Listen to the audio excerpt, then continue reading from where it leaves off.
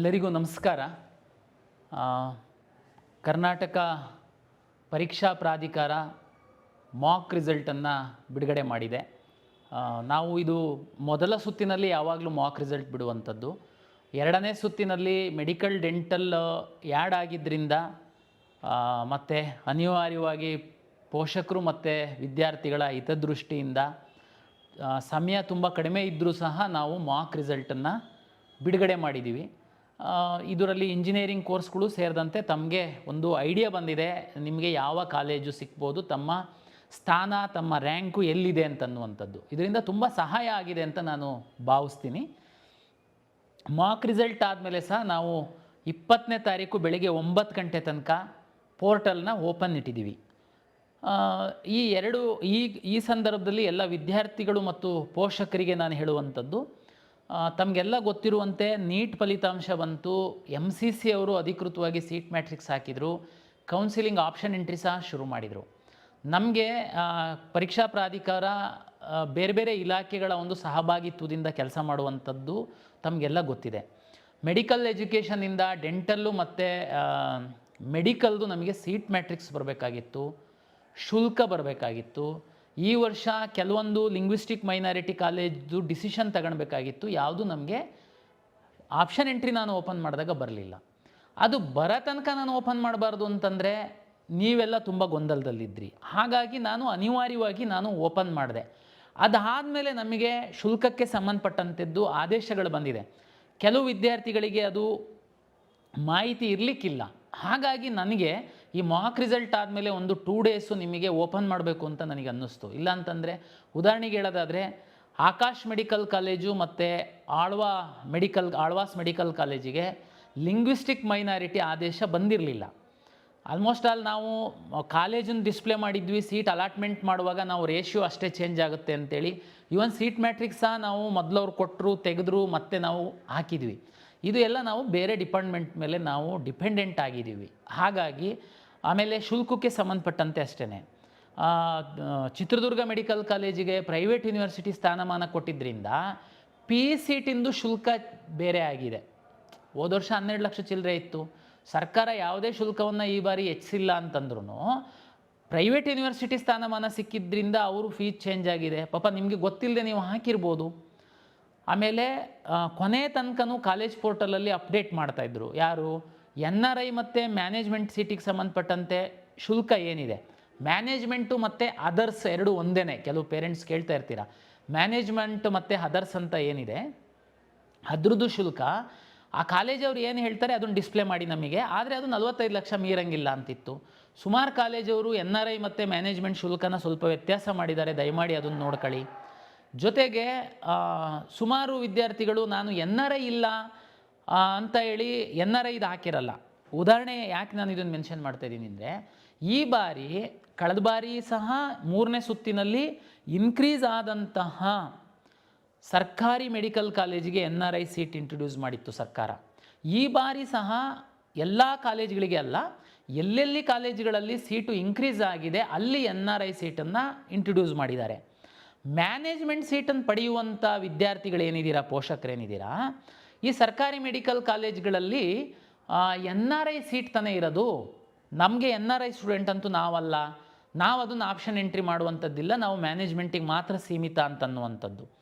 ಏನಾಗುತ್ತೆ, NRI ಸೀಟ್ಗಳು ಉಳಿದ್ರೆ, NRI ಸ್ಟೂಡೆಂಟ್ಗಳು ಅಷ್ಟು ಸಿಕ್ಕಿಲ್ಲ ಅಂತಂದರೆ ಅಲಾಟ್ಮೆಂಟ್ ಮಾಡುವಂತಹ ಸಂದರ್ಭದಲ್ಲೇ ಅದೇ ಹಣಕ್ಕೆ ಅದನ್ನು ಇತರೆ ವಿದ್ಯಾರ್ಥಿಗಳಿಗೆ ಸಹ ನಾವು ಅಲಾಟ್ ಮಾಡ್ತೀವಿ.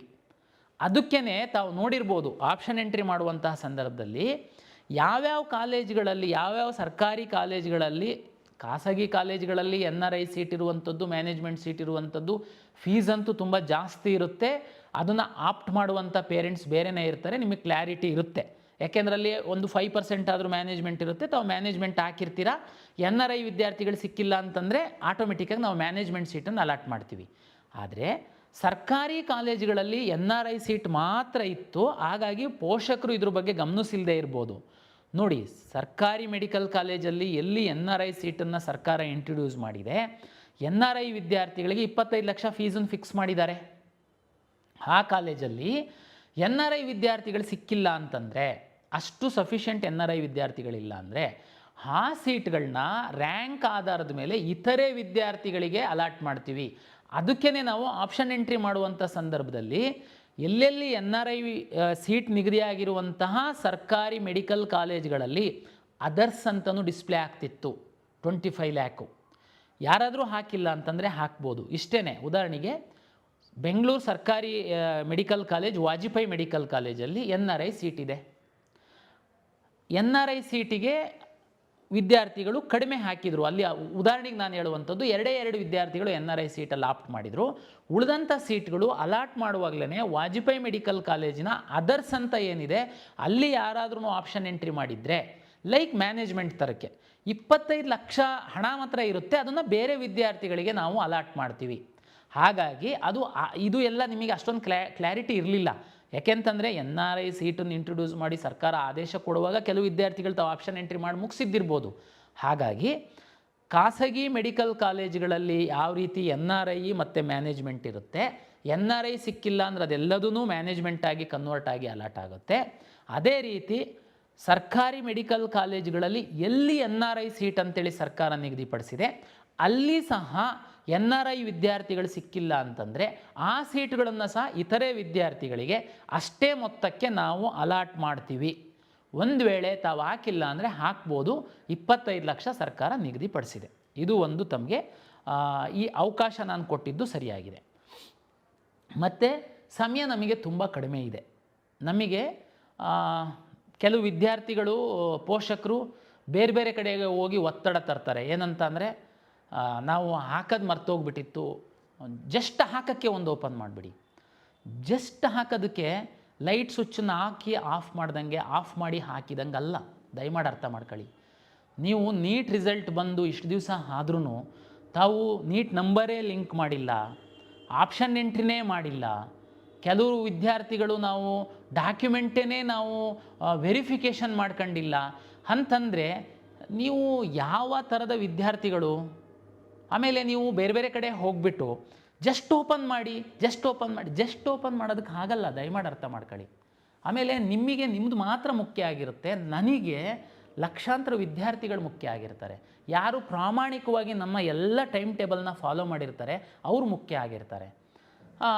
ಆಪ್ಷನ್ ಎಂಟ್ರಿ ಅಂತಂದರೆ ಆಪ್ಷನ್ ಎಂಟ್ರಿ ಕ್ಲೋಸ್ ಮಾಡಾದಮೇಲೆ ನಮ್ಮದು ತಮಗೆಲ್ಲ ಗೊತ್ತಿದೆ, ಆ ಸರ್ವರಿಂದ ಇನ್ನೊಂದು ಸರ್ವರಿಗೆ ಹಾಕಿ ಇಷ್ಟು ಕೆಟಗರಿ ಸೀಟ್ಗಳನ್ನು ಅಲಾಟ್ ಮಾಡುವಂಥದ್ದು ಅಂತಂದರೆ ನೀವೇ ಇಮ್ಯಾಜಿನ್ ಮಾಡಿ. ಎಷ್ಟು ಕೋರ್ಸು, ಎಷ್ಟು ಸೀಟು, ಎಷ್ಟು ರಿಸರ್ವೇಷನ್ಸು, ಎಷ್ಟು ಕೆಟಗರಿದು ಸೀಟ್ಸು. ಮತ್ತು ಈ ಬಾರಿ ನಾವು ನಿಮಗೆಲ್ಲ ನೆನಪಿರಬೇಕು, ಹಿಂದಿನ ದಿನಗಳಲ್ಲಿ ಮೊದಲ ಸುತ್ತಲ್ಲಿ ಹಾಕಿದ್ದು ಆಪ್ಷನ್ಸನ್ನೇ ಸೆಕೆಂಡ್ ರೌಂಡಿಗೆ ನಾವು ಕ್ಯಾರಿ ಮಾಡ್ತಾಯಿದ್ವಿ. ಅದರಲ್ಲೇ ರೀಅರೇಂಜು ಡಿಲೀಷನ್ ಮಾಡೋದಕ್ಕೆ ಅವಕಾಶ ಇತ್ತೆ ಹೊರತು ಹೊಸ ಸೀಟ್ಗಳನ್ನ ಹಾಕೋಕ್ಕೆ ಅವಕಾಶ ಕೊಡ್ತಿರಲಿಲ್ಲ. ಆದರೆ ಸುಮಾರು ವಿದ್ಯಾರ್ಥಿಗಳು ಮಿಸ್ ಆಗಿಬಿಟ್ಟಿರ್ತಿತ್ತು. ಅದಕ್ಕೆ ಈ ಬಾರಿ ನಾವು ಹೊಸ ಸೀಟನ್ನು ಸಹ ಹಾಕೋದಕ್ಕೆ ಅವಕಾಶ ಕೊಟ್ಟಿದ್ದೀವಿ. ಅದಕ್ಕೆ ತಕ್ಕಂತೆ ನಾನು ಸಾಫ್ಟ್ವೇರ್ ಬದಲಾವಣೆ ಮಾಡಿದ್ದೀನಿ. ಆಪ್ಷನ್ ಎಂಟ್ರಿ ಕ್ಲೋಸ್ ಆದಮೇಲೆ ನಾನು ಎಂಟೈರ್ ಡಾಟಾ ತೆಗೆದು ಈ ಕಡೆ ಹಾಕಿ ನಾನು ಅಲಾಟ್ಮೆಂಟ್ ಸೈಕಲನ್ನು ಶುರು ಮಾಡೋದಕ್ಕೆ ಒಂದು 8 ರಿಂದ 10 ಗಂಟೆ ಬೇಕಾಗುತ್ತೆ ನನಗೆ. ಅದಾದಮೇಲೆ ಮಿನಿಮಮ್ 50 ಅವರ್ಸು ಅಲಾಟ್ಮೆಂಟ್ ಪ್ರೋಸೆಸ್ ಇರುತ್ತೆ. ಸಿಂಪಲ್ಲಾಗಿ ನೀವು ಅದೇನು ಓಪನ್ ಮಾಡಿಬಿಡಿ, ನಮ್ಮ ಮಗು ಒಂದು ಹಾಕಿಬಿಡುತ್ತೆ, ಹಾಗೆ ಇರಲ್ಲ. ದಯಮಾಡಿ ಅರ್ಥ ಮಾಡ್ಕೊಳ್ಳಿ. ಅದಕ್ಕೇ ನಾವು ಈಗ 20ನೇ ತಾರೀಕಿನ ತನಕ ಸಹ ನಾವು ಏನು ಇವತ್ತು ಅವಕಾಶ ಕೊಟ್ಟಿದ್ದೀವಿ. ಆಮೇಲೆ ಕೆಲವು ವಿದ್ಯಾರ್ಥಿಗಳಿಗೆ ಸರ್ ನೀವು ಮಾಕ್ ರಿಸಲ್ಟನ್ನು ಬಿಟ್ಟಾದಮೇಲೆ ಕೆಲವರಿಗೆ ಲಿಂಕ್ ಮಾಡಿಲ್ಲ ಅಂತಂದರೆ ಲಿಂಕ್ ಮಾಡೋದಕ್ಕೆ ಅವಕಾಶ ಕೊಟ್ಟಿದ್ದೀರಾ ನೀವು 18ನೇ ತಾರೀಕಿನ ಸಂಜೆ ತನಕ, ಅವರೆಲ್ಲ ಬಂದುಬಿಡ್ತಾರೆ, ನಮ್ಮದು ವ್ಯತ್ಯಾಸ ಆಗುತ್ತೆ. ಹಾಗೇನೂ ಆಗಲ್ಲ. ಭಾಳ ಕಡಿಮೆ ಹುಡುಗರು. ಮತ್ತು ನೀವು ಲಾಸ್ಟು 1 ತಿಂಗಳಾದ್ರೂ ಅವರು ಲಿಂಕೇ ಮಾಡೋಕ್ಕೆ ಗೊತ್ತಿಲ್ದಿರ ಅಂಥ ವಿದ್ಯಾರ್ಥಿಗಳು ಅಂತಂದರೆ ನೀವು ಅರ್ಥ ಮಾಡ್ಕೊಳ್ಳಿ, ಅವ್ರದ್ದು ರ್ಯಾಂಕ್ ಎಷ್ಟಿರ್ಬೋದು, ಎಷ್ಟು ಗಂಭೀರವಾಗಿರುವಂಥ ವಿದ್ಯಾರ್ಥಿಗಳಿರ್ತಾರೆ, ಅವ್ರು ನಿಮಗೆ ಕಾಂಪಿಟೇಟರ್ಸ್ ಆಗಲ್ವ ಅನ್ನೋಂಥದ್ದು ನೀವೇ ಅರ್ಥ ಮಾಡ್ಕೊಳ್ಬೋದು. ಹಾಗಾಗಿ ಅದ್ರ ಬಗ್ಗೆ ತಾವೇನು ಚಿಂತೆ ಮಾಡಬೇಡಿ. ಇಲ್ಲೊಬ್ರು ಮಲಗಿದ್ದವ್ರು ಬಂದು ಅಳ್ತಾ ಇದ್ರು ಅಂತ ಅಂದ್ಕೊಂಡು ನಾವು ಅದು ಅವಕಾಶ ಮಾಡಿಕೊಟ್ಟಿದ್ದೀವಿ. ಅದರಿಂದ ಭಾಳ ದೊಡ್ಡ ಪರಿಣಾಮ ಏನು ಆಗಲ್ಲ. ಓಕೆ, ಈಗ ನಾನು ಮಾಕ್ ರಿಸಲ್ಟ್ ಆದಮೇಲೆ ವಿದ್ಯಾರ್ಥಿಗಳು ಏನು ಮಾಡಬೇಕು ಅಂತನ್ನುವಂಥದ್ದು ಹೇಳ್ತೀನಿ. ಈಗ ನಿಮಗೆ ಚಾಯ್ಸ್ ಆಪ್ಷನ್ 1 ಹಾಕಿದ್ದೀರಾ, ನಿಮಗೆ ಬೆಸ್ಟ್ ಕಾಲೇಜೇ ಸಿಕ್ಕಿದೆ, ನೀವೇನು ಮಾಡೋ ಅಗತ್ಯ ಇಲ್ಲ. ಕೆಲವು ಪೋಷಕರು 100 ಆಪ್ಷನ್ಸ್ ಹಾಕಿರ್ತೀರಾ, ನಿಮಗೊಂದು 50ನೇ ಆಪ್ಷನ್ ಸಿಕ್ಕಿದೆ ಅಂದರೆ ಏನರ್ಥ? 50ನೇ ಆಪ್ಷನ್ ಸಿಕ್ಕಿದೆ ಅಂತಂದರೆ ಇನ್ನೂ 50 ಕೆಳಗಡೆ ಇರೋದಕ್ಕಿಂತನೂ ನೀವು ಮೇಲ್ಗಡೆ ಬಂದುಬಿಟ್ಟಿದ್ದೀರಾ ಅಂತ. ಈಗ ನಿಮಗೆ ರಿಯಲೈಸ್ ಆಗುತ್ತೆ, ಈ ಕೆಳಗಡೆ ಏನಿದೆಯಲ್ಲ ಅದರಲ್ಲಿ ಯಾವುದೋ ಒಂದು ಬೆಸ್ಟ್ ಕಾಲೇಜು ಮಿಸ್ ಆಗಿ ಕೆಳಗಡೆ ಹೋಗ್ಬಿಟ್ಟಿದೆ. ಅಂದರೆ ಅದನ್ನು ನೀವು ಅಕಸ್ಮಾತ್ ಏನಾದರೂ ಮೇಲಿಟ್ಟಿತ್ತು ಅಂತಂದರೆ ನಿಮಗೆ ಆಗ್ತಿತ್ತೋ ಏನೋ. ಇಂಥ ಒಂದು ಕ್ಯಾಲ್ಕುಲೇಷನ್ ಇತ್ತು ಅಂತಂದರೆ ದಯಮಾಡಿ ಚೇಂಜ್ ಮಾಡ್ಕೊಳ್ಳಿ.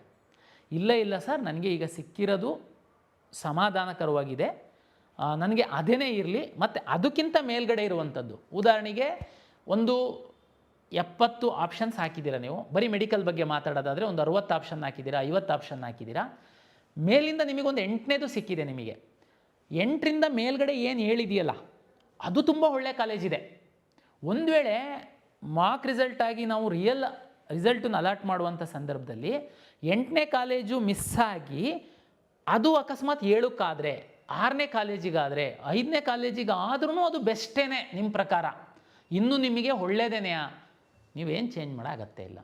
ಒಂದು ವೇಳೆ 8ನೇದು ಕಾಲೇಜಿಗೆ ಸಿಕ್ಕಿದೆ, ಬೇರೆ ಬೇರೆ ಎಫೆಕ್ಟ್ ಇರುತ್ತೆ, ಅದು ಬೇರೆ ಬೇರೆ ಹುಡುಗರೆಲ್ಲ ಮೇಲೆ ಕೆಳಗೆ ಎಲ್ಲ ಮಾಡ್ತಿರ್ತಾರೆ. ಒಂದು ವೇಳೆ 8ನೇದು ಮಿಸ್ ಆಗಿ ಅದು 9ನೇದು ಸಿಕ್ತು ಅಥವಾ 10ನೇದು ಸಿಕ್ತು, ಓಕೆ ಸರ್, ಅದು ಸಹ ಚೆನ್ನಾಗಿದೆ ನನ್ನ ಪ್ರಿಯಾರಿಟಿನಲ್ಲಿ, ನೋ ಪ್ರಾಬ್ಲಮ್. ಉದಾಹರಣೆ ನಿಮಗೆ 8ನೇ ಕಾಲೇಜು ಈಗ ಸಿಕ್ಕಿದೆ, 1ರಿಂದ 7 ಕಾಲೇಜ್ ಇನ್ನೂ ನಿಮ್ಮ ಲಾಗಿನಲ್ಲಿ ಮೇಲ್ಗಡೆ ಇದ್ದಾವೆ. 7ನೇ ಕಾಲೇಜು ನಿಮಗೀಗ ಇಷ್ಟ ಇಲ್ಲ, ಈಗ ಸಿಕ್ಕಿರೋ 8ನೇ ಕಾಲೇಜ್ ಇದೆಯಲ್ಲ ಅದು ಇಷ್ಟ ಇಲ್ಲ. ಈಗ ನೀವು ಹಾಕ್ಬಿಟ್ಟಿದ್ರಿ, ಈಗ ಸಿಕ್ಕಿದೆ, ಈಗ ಸ್ವಲ್ಪ ಗೂಗಲ್ಲು ಅದು ಇದು ಎಲ್ಲ ಕಾಲೇಜ್ ಮಾಡಿ ನೋಡಿದ್ರಿ, ನೀವು ನೋಡಿದಾಗ ಆ ಕಾಲೇಜು ಓಕೆ ಇದೆ, ಅದಕ್ಕಿಂತ ಕೆಳಗಡೆ ಇನ್ಯಾವುದೋ ಕಾಲೇಜು ತುಂಬ ಚೆನ್ನಾಗಿರ್ಬೋದು, ಅದಕ್ಕಿಂತ ಮೇಲ್ಗಡೆ ಇರೋ ಕಾಲೇಜು ಅದನ್ನು ಬೇಡ ಸರ್, ಅದನ್ನು ನಾನು ರೀಅರೇಂಜ್ ಮಾಡ್ತೀನಿ, ಅದನ್ನು ತುಂಬ ತಗೊಂಡೋಗಿ ಕೆಳಗಡೆ ಹಾಕ್ತೀನಿ ಅಥವಾ ಡಿಲೀಟೇ ಮಾಡ್ತೀನಿ, ಮಾಡಬಹುದು. ಸರ್, ನಾನು ಇಷ್ಟರಲ್ಲೇ ಸಿಗುತ್ತೆ ಅಂತ ಒಂದು 10 ಕಾಲೇಜ್ ಹಾಕಿದ್ದೆ ಸರ್, ಆದರೆ ಈಗ ಅನ್ನಿಸ್ತಾ ಇದೆ ನನಗೆ 10 ಕಾಲೇಜಲ್ಲಿ ಸಿಕ್ಕಿಲ್ಲ, ಇನ್ನೊಂದು 2 ಕಾಲೇಜ್ ಹಾಕಿದ್ದಿದ್ರೆ ಸಿಕ್ತಿತ್ತು, ನನ್ನ ಮನಸ್ಸು ಚೇಂಜ್ ಆಗಿದೆ, ಹಾಕಿ, ದಯಮಾಡಿ ತಾವು ಹಾಕಿ. ಹಾಗಾಗಿ ಈ ಥರದ್ದು ಎಲ್ಲ ಅಂದರೆ ಇದೊಂಥರ ಫ್ರೆಶ್ ಆಪ್ಷನ್. ಸರ್, ಇದು ಮಾಕಲ್ಲಿ ಸಿಕ್ಕಿದ್ದೇ ನನಗೆ ಸಿಗುತ್ತಾ ಸರ್, ತುಂಬ ಚೇಂಜ್ ಆಗಿಬಿಡುತ್ತಾ ಸರ್? ನೋಡಿ, ಹಿಂದಿನ ನಮ್ಮ ಅನುಭವದ ಪ್ರಕಾರ ನಾನು ನಿಮಗೆ ಈಗಲೇ ತಮಗೆ ಗೊತ್ತಿರಬೇಕು, ಸುಮಾರು ಎಲ್ಲ ಪ್ರೆಡಿಕ್ಟ್ ಮಾಡಿದ್ದಂಥದ್ದೆಲ್ಲ ಮೇಲೆ ಕೆಳಗೆ ಆಗಿಬಿಟ್ಟಿದೆ ತಮಗೆ. ಲಾಸ್ಟ್ ಇಯರು ಅದರ ಹಿಂದಿನ ವರ್ಷದ ರ್ಯಾಂಕ್ ಎಲ್ಲ ನೋಡಿದರೆ, ಈ ವರ್ಷ ಬಿಕಾಸ್ ಆಫ್ ನೀಟ್ ಪರೀಕ್ಷೆ ಟಫ್ ಇದ್ದಿದ್ದರಿಂದ ಇವನ್ ಜನರಲ್ ಮೆರಿಟ್ ವಿದ್ಯಾರ್ಥಿಗಳಿಗೇ ಸಾಕಷ್ಟು ಕೆಳಗಿನ ರ್ಯಾಂಕ್ ತನಕ ಸಿಕ್ಕಿದೆ, ತಮಗೆಲ್ಲ ಗೊತ್ತಿದೆ. 12 ಲಕ್ಷದ್ದು ಸೀಟ್ ಎಲ್ಲದೂ ಸುಮಾರು ಕೆಳಗಡೆ ಅವ್ರಿಗೆ ತನಕ ಸಿಕ್ಕಿದೆ. ಹಾಗಾಗಿ ಪ್ರೆಡಿಕ್ಷನ್ನು 100% ಪರ್ಫೆಕ್ಟಾಗಿ ಮಾಡೋಕ್ಕಾಗಲ್ಲ. ಆದರೆ ಮಾರ್ಕ್ ರಿಸಲ್ಟ್ಗಿಂತ ಆಮೇಲೆ ನಮ್ಮದು ರಿಯಲ್ ರಿಸಲ್ಟು ತುಂಬ ಏರಪೇರಿ ಆಗಿಬಿಡುತ್ತಾ ಸರ್, ಸಮಸ್ಯೆ ಆಗುತ್ತಾ? ಇಲ್ಲ, ಖಂಡಿತ ಏರಪೇರಿ ಆಗಲ್ಲ. ಯಾಕೆ ಅಂತಂದರೆ ನಿಮ್ಮ ರ್ಯಾಂಕ್ ನಿಮಗಿರುತ್ತೆ, ಆ ಕಡೆ ಈ ಕಡೆ ತುಂಬ ನೀವು ವಿಚಾರ ಮಾಡಿನೇ ಹಾಕಿರ್ತೀರ, ಒಂದು 5-6% ವಿದ್ಯಾರ್ಥಿಗಳ ಮೇಲೆ ಕೆಳಗೆ ಮಾಡ್ಬೋದು. ಹಾಗಾಗಿ ತುಂಬ ದೊಡ್ಡ ಮಟ್ಟದ ವ್ಯತ್ಯಾಸ ಆಗಲ್ಲ. ಆದ್ರೂ ನೀವು ಈಗ ಏನಾದರೂ ಬದಲಾವಣೆ ಮಾಡಬೇಕು ಅಂತಿದ್ದರೆ ತುಂಬ ಫ್ರೆಶ್ ಮೈಂಡಲ್ಲಿ ಮೇಲಿಂದ ಒಳ್ಳೆಯ ಕಾಲೇಜುಗಳಿದಾವ ಅನ್ನುವಂಥದ್ದನ್ನೇ ಚೆಕ್ ಮಾಡ್ಕೊಂಡು ತಾವು ತಮ್ಮ ಆಪ್ಷನನ್ನು ರೀಅರೇಂಜ್ ಮಾಡೋದಾದರೆ ಮಾಡಿ. ಮತ್ತು ತಮಗೆಲ್ಲ ಗೊತ್ತಿರಬೇಕು, ಮಾರ್ಕ್ ಆದಮೇಲೆ ನಾವು ರಿಯಲ್ ರಿಸಲ್ಟ್ ಬಿಟ್ಟಾದಮೇಲೆ ಮತ್ತೆ ನೀವು ಸರ್ ಇಲ್ಲ ಅದು ಹಾಕಬಾರ್ದಾಗಿತ್ತು, ಇದು ಹಾಕಬೇಕಾಗಿತ್ತು, ಅವಕಾಶ ಇರಲ್ಲ. ಯಾವಾಗ ನೀವು ಅವಾಗೇನಿರುತ್ತೆ ಅವಕಾಶ? ಎನಿವೇ ಚಾಯ್ಸ್ 1 2 3 4 ಇರುತ್ತೆ, ಬಟ್ ಆದರೆ ಇಷ್ಟೊಂದು ಫ್ರೀಡಮ್ ಇರಲ್ಲ ನಿಮಗೆ ಅವಾಗ. ಈಗಾದರೆ ಯಾಕೆಂದರೆ ಸುಮಾರು ಮಕ್ಕಳು ಅಡ್ಮಿಷನ್ ಆಗಿಬಿಡ್ತಾರೆ. ಹಾಗಾಗಿ ತುಂಬ ತಲೆ ಬಿಸಿ ಮಾಡೋ ಅಗತ್ಯ ಇಲ್ಲ. ತಾವು ನೀವೀಗ ಆಲ್ರೆಡಿ ಯಾರಿಗೆ ಸಿಕ್ಕಿದೆ ಇಷ್ಟೇ ನೋಡ್ಕೊಳ್ಳಿ, ಸಿಕ್ಕಿರೋದು ಚೆನ್ನಾಗಿದೆಯಾ, ಇನ್ನೂ ಚೆನ್ನಾಗಿರೋದು ಯಾವುದಾದ್ರೂ ನಿಮ್ಮಲ್ಲಿ ಆಗಿನೊಳಗಡೆ ಕೆಳಗಡೆ ಇದೆಯಾ, ಅದನ್ನೇನಾದರೂ ತಂದು ಮೇಲೆ ಹಾಕಬೇಕಾ? ಯಾಕೆಂದರೆ ನೀವು ಮೇಲೆ ಸಿಕ್ಕಿದೆ ಅಂತಂದರೆ ಅದರಾಗಿಂದ ಕೆಳಗಡೆ ಇರೋ ಕಾಲೇಜು ಬಹುತೇಕ ನಿಮಗೆ ಸಿಗುತ್ತೆ, ನಿಮ್ಗಿಂತ ಕಡಿಮೆ ರ್ಯಾಂಕಿಗೆ ಬೇರೆಯವ್ರಿಗೆ ಹೋಗಿರೋದ್ರೇ ನೀವು ಆ ಸ್ಥಾನಕ್ಕೆ ಬಂದಿದ್ದೀರಾ ಅನ್ನುವಂಥದ್ದು ಅರ್ಥ ಇರುತ್ತೆ ಅದು. ಹಾಗಾಗಿ ತಾವು ಇದನ್ನು ಸ್ವಲ್ಪ ವಿಚಾರ ಮಾಡಿ ತಾವು ಹಾಕಿ ಅಂತ ನನ್ನ ವಿನಂತಿ. ಎರಡನೇದು, ತುಂಬ ಪೋಷಕರು ಇವರಿಗೆಲ್ಲರಿಗೂ ಕಳೆದ ವರ್ಷ 2ನೇ ಸುತ್ತಿನಲ್ಲಿ ಸಿಕ್ಕಿತ್ತು, ಕಳೆದ ವರ್ಷ 3ನೇ ಸುತ್ತಿನಲ್ಲಿ ಸಿಕ್ಕಿತ್ತು, ಈ ವರ್ಷ ಮೊದಲೇ ಸುತ್ತಲ್ಲೇ ಇಲ್ಲಿವರೆಗೆ ಸಿಕ್ಕಿದೆ, ಸಣ್ಣ ಬದಲಾವಣೆ ಮಾಡಿದ್ದೀವಿ, ಸೂಕ್ಷ್ಮವಾಗಿ ತಾವು ಅರ್ಥ ಮಾಡ್ಕೊಳ್ಬೇಕು. ಲಾಸ್ಟ್ ವಿಸಿನಲ್ಲೂ ಹೇಳಿದ್ವಿ, ನಾನು ವಿಡಿಯೋದಲ್ಲೂ ಹೇಳಿದ್ದೆ, ನಾನು ಮಾನ್ಯ ಸಚಿವರ ಅಧ್ಯಕ್ಷತೆಯಲ್ಲಿ ಸಹ ಸಭೆ ಮಾಡಿದಾಗ ಸಹ ನಾನು ಅದನ್ನು ತೀರ್ಮಾನ ಮಾಡಿಸಿ ರೆಸಲ್ಯೂಷನ್ ಮಾಡಿದ್ದೀನಿ. ಡಿ ಕ್ಯಾಟಗರೈಸೇಷನ್ ಅನ್ನುವಂತಹ ಶಬ್ದ ಏನಿದೆ, ತಾವು ಇಂದಿನ ವರ್ಷಗಳಲ್ಲಿ 2ನೇ ಸುತ್ತಿನಲ್ಲಿ ಈ ಶಬ್ದವನ್ನು ಕೇಳಿರ್ತೀರ. ಈ ಬಾರಿ ಅದನ್ನು ನಾವು ಇಂಜಿನಿಯರಿಂಗು ಅದಕ್ಕೆಲ್ಲದಕ್ಕೂ ಮೊದಲು ಸುತ್ತಲ್ಲೇ ಮಾಡಿದ್ವಿ, ಮೆಡಿಕಲ್ಲಿಗೆಲ್ಲದಕ್ಕೂ ಈ ಸುತ್ತಲ್ಲೇ ಮಾಡಿದ್ದೀವಿ. ಏನು ಸರ್ ಅದು ಡಿ ಕೆಟಗರೈಸೇಷನ್ನು, ಇದಕ್ಕೂ ರ್ಯಾಂಕು ಇದಾಗೋದಕ್ಕೂ ಏನು ವ್ಯತ್ಯಾಸ ಏನಂದರೆ, ಉದಾಹರಣೆಗೆ ನೋಡಿ, ತಮಗೆಲ್ಲ ಗೊತ್ತಿರುವಂತೆ ಎಲ್ಲ ಖಾಸಗಿ ಮೆಡಿಕಲ್ ಕಾಲೇಜ್ಗಳಲ್ಲಿ 5ರಷ್ಟು ಅಷ್ಟೇ ಮ್ಯಾನೇಜ್ಮೆಂಟ್ ಸೀಟ್ ಇರುತ್ತೆ, 15ರಷ್ಟು NRI ಸೀಟ್ಸ್ ಇರುತ್ತೆ. ನಿಮಗೆ NRI ಸೀಟ್ಸು NRI ವಿದ್ಯಾರ್ಥಿಗಳು ಅಷ್ಟೊಂದು ಇರಲ್ಲ. ಯಾಕೆಂದರೆ NRI ಅಕೌಂಟಿಂದನೇ ನಮಗೆ ದುಡ್ಡು ಕೊಡಬೇಕು, ಜೆನ್ಯೂನ್ NRI ಇರಬೇಕು ಅನ್ನೋದೆಲ್ಲ ನಾವು ಸ್ವಲ್ಪ ಮಾಡಿರೋದ್ರಿಂದ NRI ವಿದ್ಯಾರ್ಥಿಗಳು ಹಿಂದೆಲ್ಲ ಬರ್ತಿದ್ದಷ್ಟು ವಿದ್ಯಾರ್ಥಿಗಳು ಬರಲ್ಲ. ಹಿಂದೇನಾಗ್ತಿತ್ತು, ಈ NRI ಸೀಟ್ಗಳು ಮ್ಯಾನೇಜ್ಮೆಂಟಿಗೆ ಕನ್ವರ್ಟ್ ಆಗ್ತಾ ಇದ್ದಿದ್ದು ಸೆಕೆಂಡ್ ರೌಂಡಲ್ಲಿ, 2ನೇ ಸುತ್ತಲ್ಲಿ. ಈ ಬಾರಿ ಮೊದಲ ಸುತ್ತಲ್ಲೇ ಕನ್ವರ್ಷನ್ ಆಗಿದೆ. ಅದೇ ರೀತಿ ವಿಶೇಷ ಕೆಟಗರಿ ಸೀಟ್ಗಳು ಅದೆಲ್ಲ ಕಡಿಮೆ ಇರುತ್ತೆ, ಬಟ್ ಎಷ್ಟೇ ಇದ್ರೂ ಉದಾಹರಣೆಗೆ ಎನ್ ಸಿ ಸಿನಲ್ಲಿ ಮೆಡಿಕಲ್ ಸೀಟ್ ಎಷ್ಟೋ ಇರುತ್ತೆ, ವಿದ್ಯಾರ್ಥಿಗಳು ಕಡಿಮೆ ಇದ್ದು ಅಲ್ಲೇನಾದರೂ ಸೀಟ್ ಉಳಿದ್ರೆ ಅದು ಈ ಸುತ್ತಿನಲ್ಲೇ ಡಿ ಕೆಟಗರೈಸೇಷನ್ ಆಗಿ ಬೇರೆಯವರಿಗೆ ಅಲಾಟ್ ಆಗುತ್ತೆ. ಹಾಗಾಗಿ ನಿಮಗೆ ಸೆಕೆಂಡ್ ರೌಂಡಲ್ಲಿ ಏನು ಹೈಯೆಸ್ಟ್ ಸೀಟ್ ಅಲಾಟ್ ಆಗ್ತಿತ್ತು ಅದು ಮೊದಲ ಸುತ್ತಲ್ಲೇ ನಿಮಗೆ ಅಲಾಟ್ ಆಗಿಬಿಟ್ಟಿದೆ. ಅಂದರೆ ಈ ಮೊದಲ ಸುತ್ತಲ್ಲೇ ಡಿ ಕೆಟಗರೈಸೇಷನ್ ಮಾಡಿರೋದ್ರಿಂದ ಹೆಚ್ಚಿನ ಸೀಟ್ಗಳು ಅಲಾಟ್ ಆಗಿ ಹೋಗ್ಬಿಟ್ಟಿದೆ ಈ ಬಾರಿ. ಹಾಗಾಗಿ ಇದು ಒಂದು ತಮ್ಮ ಮಾಹಿತಿಗೆ. ತಮ್ಗೆ ಗೊತ್ತಿರುವಂತೆ ಆಲ್ಮೋಸ್ಟ್ 100% ಮೆಡಿಕಲ್ಲು ಮತ್ತು ಡೆಂಟಲ್ ಸೀಟ್ಸ್ ಅಲಾಟ್ ಆಗಿದೆ. ಇಂಜಿನಿಯರಿಂಗ್ ಸೀಟ್ಸು ಮಾತ್ರ ಇನ್ನೂ 9,000 ಈ ಸುತ್ತಲ್ಲಿ ಅಲಾಟ್ ಆಗಿಲ್ಲ. ಯಾರಾದ್ರೂ ಇಂಜಿನಿಯರಿಂಗ್ ಸೀಟು ಆಪ್ಷನ್ ಎಂಟ್ರಿ ಮಾಡಿದ್ದು ತಮಗೆ ಅಲಾಟ್ ಆಗಿಲ್ಲ ಅಂತಂದರೆ ತಾವು ಯಾವ ಒಂದಷ್ಟು ಕಾಲೇಜುಗಳನ್ನ ಬಿಟ್ಟಿದ್ದೀರಾ ಅಂತಲೇ ಅರ್ಥ. ಹಂಗಾಗಿ ಅಲಾಟ್ ಆಗಿಲ್ದಿರೋ ಕಾಲೇಜೆಲ್ಲ ಚೆನ್ನಾಗಿಲ್ಲ ಅಂತಲ್ಲ, ನೀವು ಆಪ್ಷನ್ ಎಂಟ್ರಿ ಮಾಡುವಾಗ ಪ್ರಾಪರಾಗಿ ಹಾಕಿಲ್ಲ ಅಂತ ಇರ್ಬೋದು. ಹಾಗಾಗಿ ಇಂಜಿನಿಯರಿಂಗ್ ಆಸ್ಪಿರೆಂಟ್ಸ್ ಏನಾದರೂ ಇದ್ದರೆ 20ನೇ ತಾರೀಕು ಬೆಳಿಗ್ಗೆ ತನಕ ಸ್ವಲ್ಪ ತಾವು ರೀಅರೇಂಜ್ ಮಾಡ್ಕೊಳ್ಳಿ. 9,000ದಷ್ಟು ಇಂಜಿನಿಯರಿಂಗ್ ಸೀಟ್ಸು ಇನ್ನೂ ಉಳಿದಿದೆ, ಅದು ನಿಮಗೆ ಸಹಾಯ ಆಗುತ್ತೆ. ನಾನು ಹಿಂದಿನ ವೀಡಿಯೋದಲ್ಲಿ ಒಂದು ಹೇಳಿದ್ದೆ, ಆವಾಗ ಮಾಕ್ ರಿಸಲ್ಟ್ ಕಾನ್ಸೆಪ್ಟ್ ಇರಲಿಲ್ಲ ನಮ್ಮದು. ನಾನು ರಿಸಲ್ಟನ್ನು ಪಬ್ಲಿಷ್ ಮಾಡ್ತೀನಿ. ನಾನು ಅಂದ್ಕೊಂಡಿದ್ದೆ ಹಿಂದಿನ ವರ್ಷಗಳಲ್ಲಿ MCC ಅವರೇನು ಮ್ಯಾರಥಾನ್ ಥರ ಎಕ್ಸ್ಟೆಂಡ್ ಮಾಡ್ತಾ ಇದ್ರು, ಈ ಸರಿ ಮಾಡಲಿಕ್ಕಿಲ್ಲ. ಯಾಕೆಂತಂದರೆ ಆಲ್ಮೋಸ್ಟ್ ಎಲ್ಲ ಕಾಲೇಜಿಗೆ ಸೀಟ್ಸ್ ಬಂದಿದೆ, ಟೈಮ್ಲಿ ಎಲ್ಲ ಆಗುತ್ತೆ ಅಂತ ಅಂದ್ಕೊಂಡು ನಾನು ಸೀಟ್ ಅಲಾಟ್ ಮಾಡ್ತೀನಿ. ಆಮೇಲೆ ಅಲ್ಲೂ ಅಲಾಟ್ ಆದಮೇಲೆ ನಾನು ಯಾರ್ಯಾರು ಹೋಗೋರಿತ್ತು ಅಂತಂದರೆ ಫ್ರೀ ಎಕ್ಸಿಟ್ ಕೊಟ್ಟು ಮತ್ತೆ ರೀರನ್ ಮಾಡ್ತೀನಿ ಅಂಥೇಳಿ. ಬಟ್ ಈಗ ತಮ್ಗೆ ಗೊತ್ತಿದೆ MCC ಅವರು ಈಗಾಗಲೇ 3ನೇ ಬಾರಿ ಅವರು ಎಕ್ಸ್ಟೆಂಡ್ ಮಾಡಿದ್ದಾರೆ. ಹಾಗಾಗಿ ನಾನು ಮಾಕ್ ರಿಸಲ್ಟನ್ನು ಬಿಟ್ಟಿದ್ದೀನಿ. ನೆಕ್ಸ್ಟು ಮೆಡಿಕಲ್ಲು ಡೆಂಟಲ್ ಅವರಿಗೆ 1, 2, 3, 4 4 ಚಾಯ್ಸ್ ಇರೋದ್ರಿಂದ ನಾನು ಈ ಮಾಕ್ ರಿಸಲ್ಟ್ ಏನು 20ನೇ ತಾರೀಕು 9 ಗಂಟೆಗೆ ನಂದು ಆಪ್ಷನ್ ಎಂಟ್ರಿ ರೀಅರೇಂಜ್ ಮಾಡೋದು ಮುಗಿಯುತ್ತೆ. ದಯಮಾಡಿ ಯಾರೂ ಒತ್ತಾಯ ಮಾಡಬೇಡಿ ಮೊದಲು. ಆಮೇಲೆ ಡೇ ಆ್ಯಂಡ್ ನೈಟು ಈಗ ಸಮಯ ಇದೆ, ದಯಮಾಡಿ 20ನೇ ತಾರೀಕು ಬೆಳಗ್ಗೆ 9 ಗಂಟೆ ಒಳಗಡೆ ಏನೇನು ಮಾಡ್ತೀರಾ ಮಾಡೋದಿತ್ತು ಅಂತಂದರೆ ಮಾಡ್ಕೊಂಡ್ಬಿಡಿ. 9 ಗಂಟೆ ಮೇಲೆ ನಾನು ಮತ್ತೆ ಎಕ್ಸ್ಟೆಂಡ್ ಮಾಡಲ್ಲ. ಅದಾದಮೇಲೆ ನಾನು ರಿಸಲ್ಟ್ ಕೊಟ್ಟಾದಮೇಲೆ ನಾನು MCCನಲ್ಲಿ ಸೀಟ್ ಅಲಾಟ್ ಆಗಿ ಅಲ್ಲಿ ಹೋಗೋರಿಗೆಲ್ಲ ನಾನು ಬಿಟ್ಟು ರೀರನ್ ಮಾಡೋದಾಯಿತು ಅಂತಂದರೆ ನನಗೆ ಏನು ಸಮಸ್ಯೆ ಆಗ್ತಾಯಿದೆ ಅಂತಂದರೆ, ತಮಗೆಲ್ಲ ಗೊತ್ತಿರುವಂತೆ ಮೊನ್ನೆ 15ನೇ ತಾರೀಕಿಗೆ AICT ಪ್ರಕಾರ engineering college admission last date ಆಗಿತ್ತು. ಕರ್ನಾಟಕ ರಾಜ್ಯ ಸರ್ಕಾರದ ಒತ್ತಾಯನೂ ಸೇರಿದಂತೆ ಸುಪ್ರೀಂ ಕೋರ್ಟಲ್ಲಿ ಕೇಸ್ ಹಾಕಿ AICT ಅವರು ಮುಂದಿನ ತಿಂಗಳು 14ನೇ ತಾರೀಕಿನ ತನಕ, ಸೆಪ್ಟೆಂಬರ್ 14ನೇ ತಾರೀಕಿನ ತನಕ ಎಕ್ಸ್ಟೆಂಡ್ ಮಾಡಿದ್ದಾರೆ. ಅದರೊಳಗಡೆ ನಾನು ಇಂಜಿನಿಯರಿಂಗ್ ಅಡ್ಮಿಷನ್ಸ್ ಮುಗಿಸ್ಬೇಕು. ಇನ್ನು 2ನೇ ರೌಂಡಲ್ಲಿದ್ದೀವಿ ನಾವು. ಅಟ್ಲೀಸ್ಟ್ ಮಿನಿಮಮ್ 3 ರೌಂಡ್ ಆದರೂ ನಾನು ಮಾಡಬೇಕು. ಅದಾದಮೇಲೆ ಉಳಿದಿರೋ ಸೀಟಿಗೆ ಡೈರೆಕ್ಟ್ ಅಡ್ಮಿಷನ್ಸನ್ನು ಕೊಡ್ತಾರೆ ಕಾಲೇಜವರು. ನಾನೇನಾದರೂ ಇದನ್ನೇ ಮಾಡ್ತಾ ಕೂತ್ಕೊಂತು ಅಂತಂದರೆ, ಅಂದರೆ ಈಗ ನಾನು ಅಲಾಟ್ ಮಾಡಿ ಎಕ್ಸಿಟ್ ಆಗೋರಿಗೆ ಅವಕಾಶ ಕೊಟ್ಟು ಮತ್ತೆ ರೀರನ್ ಮಾಡ್ತು ಅಂತಂದರೆ ನನಗೆ ಅಲ್ಲಿ ಆ ಟೈಮ್ ಟೇಬಲ್ನ ಮೀಟ್ ಮಾಡೋದಕ್ಕಾಗಲ್ಲ. ಹೌದು ಸರ್, ಇದರಿಂದ ಇಂಜಿನಿಯರಿಂಗ್ ಹುಡುಗರು ಅಡ್ಮಿಷನ್ ಆಗಬೇಕಾಗುತ್ತೆ, ಮತ್ತೆ ನೋಡಿ, ಅದು ಬಿಟ್ಟರೆ ನನಗೆ ಬೇರೆ ಮಾರ್ಗನೂ ಇಲ್ಲ. ಇಂಜಿನಿಯರಿಂಗಿಂದು ನನ್ನ ಕಡೆಯಿಂದನೇ ಸುಮಾರು 94,000 ಸೀಟ್ ಅಲಾಟ್ ಮಾಡ್ತೀನಿ. ಮೊನ್ನೆ ಫಸ್ಟ್ ರೌಂಡಲ್ಲಿ ಅಡ್ಮಿಷನ್ ಆಗಿರೋರು ಬರೀ 20,000 ವಿದ್ಯಾರ್ಥಿಗಳು ಮಾತ್ರ.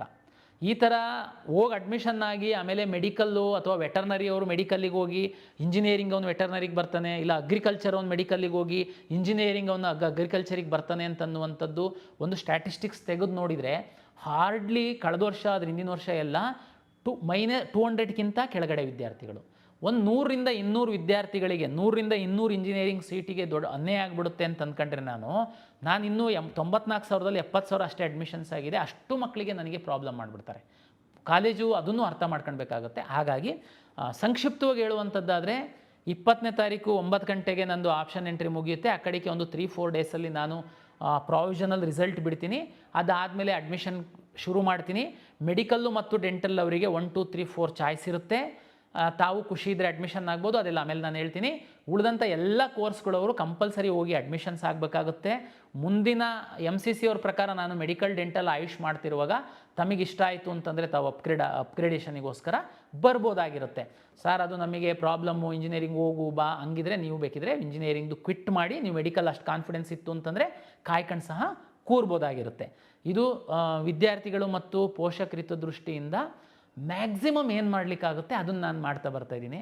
ಕೆಲವೊಮ್ಮೆ ಸಣ್ಣ ಒಂದು ನಂಬರ್ ವಿದ್ಯಾರ್ಥಿಗಳಿಗೆ ತೊಂದರೆ ಆಗುತ್ತೆ ಅನ್ನುವಂಥದ್ದು ನನಗೆ ಗೊತ್ತಿದ್ದರೂ ಸಹ ಹೆಚ್ಚಿನ ವಿದ್ಯಾರ್ಥಿಗಳ ಹಿತದೃಷ್ಟಿಯಿಂದ ಕೆಲವು ತೀರ್ಮಾನವನ್ನು ನಾನು ಮಾಡಬೇಕಾಗುತ್ತೆ. ಹಾಗಾಗಿ ತಾವು ಸಹಕಾರ ಕೊಡ್ತೀರಾ ಅಂತೇಳಿ ನಾನು ಭಾವಿಸಿದ್ದೀನಿ. ಎಗೈನ್ ನಾನು ಹೇಳ್ದಂಗೆ ಆಯುಷ್ ವಿದ್ಯಾರ್ಥಿಗಳು ಕೆಲವರು ಇದ್ದೀರಾ, ಸಿಕ್ಕಲಿಲ್ಲ ಮೆಡಿಕಲ್ ಅಂದ್ರೆ ಹೋಗೋರು ಇದ್ದೀರಾ, ಕೆಲವರು ಇಲ್ಲ ನಾನು ನೇರ ಆಯುಷಿಗೆ ಹೋಗಬೇಕು ಅಂತಲೇ ಇದ್ದೀರಾ. ನಾನೇನು ಮಾಡಲಿ, ನನಗೆ ಆಯುಷ್ ಸೀಟ್ ಮ್ಯಾಟ್ರಿಕ್ಸ್ ಬರಲಿಲ್ಲ, ಹಾಗಾಗಿ ನಾನು ಆಯುಷ್ ಹಾಕೋಕ್ಕಾಗಲಿಲ್ಲ. ನಾವೆಲ್ಲ ಪ್ರಯತ್ನನೂ ಮಾಡಿದ್ದೀವಿ, ಹಾಗಾಗಿ ನಾನು ಬಿಟ್ಟಿದ್ದೀನಿ. ಅವರು ಯಾವಾಗ ಕೊಡ್ತಾರೆ ಆವಾಗ ನಾನು ಕೌನ್ಸಿಲಿಂಗ್ ಮಾಡ್ತೀನಿ, ಅಷ್ಟೇ ಮಾಡಲಿಕ್ಕಾಗುತ್ತೆ ನನಗೆ. ಅದು ಬಿಟ್ಟು ಬೇರೆ ಏನು ಮಾಡಲಿಕ್ಕೆ ಆಗಲ್ಲ. ಆಯುಷ್ ಡಿಪಾರ್ಟ್ಮೆಂಟ್ ಬೇರೆ ಇದೆ, ಅವ್ರು ಸೀಟ್ ಮ್ಯಾಟ್ರಿಕ್ಸ್ ಕೊಡಬೇಕು, ನಾನು ಮಾಡಬೇಕಾಗುತ್ತೆ. ಹಾಗಾಗಿ ಯಾರು ಆಯುಷ್ ಆಸ್ಪಿರೆಂಟ್ ಇದ್ದೀರಾ ತಾವು ದಯಮಾಡಿ ಕಾಯಿರಿ. ಮೆಡಿಕಲ್ಲು ಡೆಂಟಲಲ್ಲಿ ಭಾಗವಹಿಸಿರುವಂಥವ್ರು, ಯಾವುದೋ ಡೆಂಟಲ್ ಕಾಲೇಜ್ ಸಿಕ್ಕಿದೆ, ನಂದು ಪ್ರಿಯಾರಿಟಿ ಫಸ್ಟ್ ಆಯುಷ್ ಇತ್ತು ಅಂತಂದರೆ ಎನಿವೇ ತಮಗೆ ಚಾನ್ಸ್ ಇರುತ್ತೆ, ಚಾಯ್ಸ್ 2 ಅಥವಾ 3 ಹಾಕಿ ಮುಂದಿನ ಸುತ್ತಿಗೆ ಬರುವಂಥದ್ದಕ್ಕೆ ಅದನ್ನು ತಾವು ಮಾಡಬಹುದಾಗಿರುತ್ತೆ. 20ನೇ ತಾರೀಕು 9 ಗಂಟೆ ಮೇಲೆ ಯಾವುದೇ ಅವಕಾಶ ಕೊಡಲ್ಲ. ಯಾರಾದರೂ ಮಿಸ್ ಆಗಿರೋ ಒಬ್ಬರಿಬ್ಬರು ವಿದ್ಯಾರ್ಥಿಗಳಿದ್ದರೆ ಇವನೇನು 18ನೇ ತಾರೀಕು ಇವತ್ತು ನಾವು ಸಂಜೆ ತನಕ ಕೊಟ್ಟಿದ್ದೀವಿ, ಅದ್ರ ಮೇಲೆ ಒಬ್ಬರಿಗೆ ಸಹ ಅವಕಾಶ ಕೊಡಲ್ಲ. ದಯಮಾಡಿ ಆ ಸದುಪಯೋಗ ಪಡಿಸ್ಕೊಂಡು ಕೌನ್ಸಿಲಿಂಗ್ ಬರೋದಾದರೆ ಬನ್ನಿ, ಇಲ್ಲ ಅಂತಂದರೆ ದಯಮಾಡಿ ನಮಗೆ ಒತ್ತಡ ಹಾಕಬೇಡಿ ಅಂತೇಳಿ ಹೇಳ್ತಾ, ಯಾರಿಗೆ ಮಾಕಲ್ಲಿ ಒಳ್ಳೆ ಸೀಟ್ ಸಿಕ್ಕಿದೆ ಶುಭಾಶಯಗಳು ತಮಗೆ. ತಾವು ಸ್ವಲ್ಪ ಇನ್ನೊಂದು ಸರಿ ತಮ್ಮ ಆಪ್ಷನ್ ಎಂಟ್ರಿದನ್ನು ಸ್ಟಡಿ ಮಾಡಿ ತಾವೇನಾದರೂ ಮಾಡೋದಿತ್ತು ಅಂತಂದರೆ ಮಾಡಿ. ನಾವು ಆದಷ್ಟು ಬೇಗ ಈ ಎಲ್ಲ ಪ್ರಕ್ರಿಯೆನ ನಾವು ಮುಗಿಸ್ತೀವಿ, ಅಡ್ಮಿಷನ್ ಶುರು ಮಾಡ್ತೀವಿ. ಮತ್ತು MCCದು ಮತ್ತು ಇನ್ನೊಂದು ಕೊನೆಯದಾಗಿ ಟಾಪರ್ಸ್ ಏನಿದ್ದೀರಾ, Kannadiga toppers, Karnataka toppers, fees will be same. Karnataka ರಾಜ್ಯದಲ್ಲಿರುವಂತಹ ಎಲ್ಲ ಸರ್ಕಾರಿ ಮೆಡಿಕಲ್ ಕಾಲೇಜುಗಳ 15% ಸೀಟ್ಗಳನ್ನು MCCಯಿಂದ ಅಲಾಟ್ ಮಾಡ್ತಾರೆ. ಟ್ಯೂಷನ್ ಫೀಸು ಮತ್ತು ಯೂನಿವರ್ಸಿಟಿ ಫೀಸನ್ನು ಸೇರಿಸಿದರೆ ನಮ್ಮದು ಮತ್ತು MCCಯಿಂದ ಬರುವಂಥದ್ದು ಫೀಸು ಸೇಮ್ ಇದೆ. ದಯಮಾಡಿ ತಾವು KEA ಬದಲು ಟಾಪರ್ಸ್ ಇದ್ದವರು MCCಗೆ ಹಾಕಿ MCCಯಿಂದ ಅಡ್ಮಿಷನ್ ತಗೊಳ್ಳಿ ಅನ್ನುವಂಥದ್ದು ನನ್ನ ವಿನಂತಿ. ಸರ್ ಅಲ್ಲಿ ಏನು ಸರ್ ನಿಮ್ಮದಾದರೆ ಬರೀ 750 ರೂಪಾಯಿ ಕೊಟ್ಟು ಹಾಕ್ತೀವಿ, ಆಮೇಲೆ ದುಡ್ಡು ಕಟ್ಟೋದು, ಅಲ್ಲಿ ಮೊದಲೇ ಅದೇನು ದೊಡ್ಡ ಸಮಸ್ಯೆ ಅಲ್ಲ. ಮೆಡಿಕಲ್ ಮಾಡೋದಕ್ಕೆ ಹೊರಟಿರೋರು ತಾವು ಎಲ್ಲರೂ ಟೆಕ್ ಸೇವಿ ಇದ್ದೀರಾ. ನಮ್ಮದೇ ರಾಜ್ಯದ್ದು 15% ಮೆಡಿಕಲ್ ಕಾಲೇಜಿನ ಸೀಟ್ಗಳಿದ್ದಾವೆ. ನೀವು ಟಾಪರ್ಸ್ ಇದ್ದೀರಾ, ದಯಮಾಡಿ ತಾವು 15%ಇಂದ ಬನ್ನಿ. ಫೀಸು ಸೇಮ್ ಇದೆ, ಏನು ವ್ಯತ್ಯಾಸ ಇಲ್ಲ. MCCಯಿಂದ ತಾವು ಬನ್ನಿ, ನಿಮಗೆ ಗೌರವನೂ ಜಾಸ್ತಿ ಇರುತ್ತೆ. ನಮ್ಮಲ್ಲಿ ಇನ್ನೊಬ್ಬ ಯಾರೋ ಕನ್ನಡಿಗ ಕೆಳಗಿಂದ ಹೋಗೋದಕ್ಕೆ ಅವಕಾಶ ಇರುತ್ತೆ. ದಯಮಾಡಿ ಅಂಥವರು ಟಾಪರ್ಸು MCCನಲ್ಲಿ ಸಹ ಪಾರ್ಟಿಸಿಪೇಟ್ ಮಾಡಿ ಸೀಟ್ ತಗೊಳ್ಳಿ ಅಂತ ನಾನು ವಿನಂತಿಯನ್ನು ಮಾಡ್ತಾ ಎಲ್ಲರಿಗೂ ಶುಭವಾಗಿ.